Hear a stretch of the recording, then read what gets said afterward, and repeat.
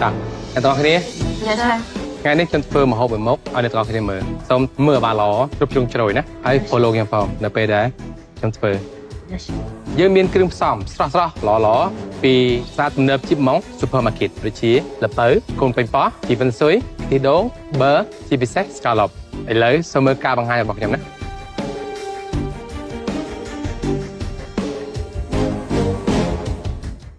អូខេ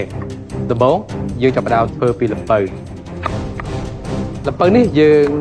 ខ្ញុំធ្វើពូរ៉េធ្វើជារបៀប creamy ឲ្យណាចំពោះpumpkin puree យើងត្រូវតែយកល្ពៅណាដែលចាស់ល្អហើយល្មួតទើបធ្វើឲ្យពូរ៉េរបស់យើងក្លិនឈ្ងុយហើយម្យ៉ាងវិញទៀតពាក់ព័ន្ធជាមួយនឹងសម្បកបើភាពជាក់ស្ដែងយើងមើលលើល្ពៅដើម្បីមានភាពងាយស្រួលក្នុងការចម្អិន